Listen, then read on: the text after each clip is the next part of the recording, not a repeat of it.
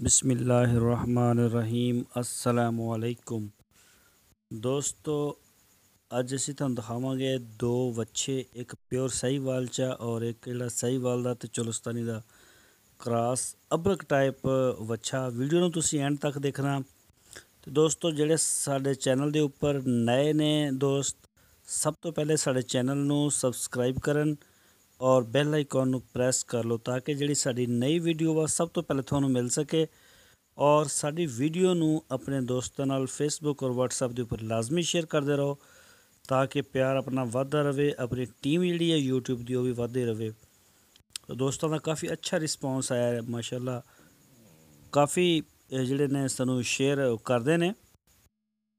तो दोस्तों तुसीं देख रहे हो सामने वच्छा अपनी स्क्रीन के उपर साहीवाल नस्ल है और धुंदा हो चुकिया, कुर्बानी तो लगता माशाल्लाह बड़ा ही खूबसूरत वछड़ा। तो थोड़ा जिहा डर रहा, मेरे को डर रहा, मैं उहदे को डर रहा हूँ, मेरे को डर रहा।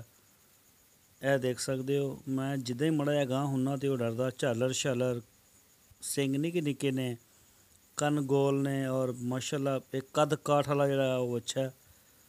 तो अगर किसी भी दोस्त नूं पसंद होवे तो वह साडे नंबर के उपर कॉल कर सकदा, तो वह आके चैक करके भी लिजा सकते हैं, देख सकते हैं, मौज कर सकते हैं। और जे कोई ऑनलाइन चाहे तो पूरे पाकिस्तान डिलीवरी की सहूलत मौजूद है। तो यह बछड़ा जिहड़ा है थोड़े सर सामने है, बिल्कुल कलर माशाल्लाह बड़ा प्यारा, बड़ा ही प्यारा कलर है और बिल्कुल शरीफ है, मारदा भी नहीं है, लेकिन बस थोड़ा डर रहा नवे बंदे करके। तो वीडियो तुसी एंड तक देखनी है। थानू दूसरा बच्चा भी दिखाने हैं। यह देखो दूसरी साइड तो ज़रा दिखा रहे हैं और थानू खुरली दिखा रहे हैं। नमक पिया हुआ और पट्ठियां की जगह तो इत्थे सरसों का कुतरा किया होया, यानी कि जी सरसों की तूड़ी बनाई जी बड़ी कड़वी होंदी है। जानवर जिहड़ा वो नहीं खाता तूड़ी क्योंकि कड़वी होंदी है, तो जानवर जिहड़ा कमज़ोर होना शुरू हो जाता उहदे नाल। और जिहड़ी ओरिजिनल तूड़ी आ वो तकरीबन 800-900 रुपए लभदी भी नहीं पई। काफ़ी बहरान है इस दफ़ा जिहड़ा वो आ गया पाकिस्तानी तूड़ी का।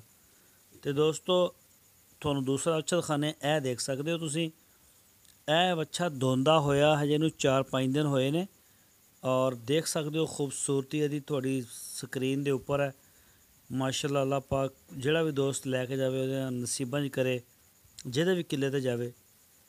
और यदा तकरीबन मेरा ख्याल है कि 5 मन वजन होएगा बोटियां का। यह थोड़ा जिहा बुरा महसूस करता सी कैमरे का, तो मैं दोस्त नूं कहा भी ज़रा इनू पकड़ो। तो अगर किसी भी दोस्त नूं चाहिदा होवे तो माशाल्लाह कुर्बानी तक अगर इनू सांभिया जाए तो बड़ा जवान जिहड़ा ढग्गा बन सकदा, बड़ा जवान बौलद बन सकदा। यह देख सकते हो माशाल्लाह बड़ा एक कद पुठ दा वैड़ा है और खूबसूरती भी माशाल्लाह काफ़ी है। यह देख सकते हो। तो दोस्तों साडी जिहड़ी वीडियो आ इनू अपने दोस्तों के नाल फेसबुक और व्हाट्सएप के ग्रुपों में लाजमी शेयर करो ताकि साडी वीडियो जी ज़्यादा दोस्तों तक जा सके। तो जिहड़े दोस्त साडे चैनल के उपर नए ने वो साडे channel DGF live stock channel नू सबसक्राइब लाजमी करन और बैल आइकन नू प्रैस करन ताकि जो भी असी वीडियो नई अपलोड करिए उसका नोटिफिकेशन सब तो पहले तुहानू मिल सके। और इस तरीके नाल इंशाल्लाह आप जुड़े रहिए। यह देख सकते हो काफ़ी माशाल्लाह खूबसूरत बॉल दा। तो हले धुंदा हुण होया तकरीबन 4-5 दिन तो। यह देख सकते हो तुहानू सारे साइडों तो चैक करवा रहे हैं ताकि किसी भी दोस्त नूं जिहड़ा ना वो डाउट ना होवे इत्ते।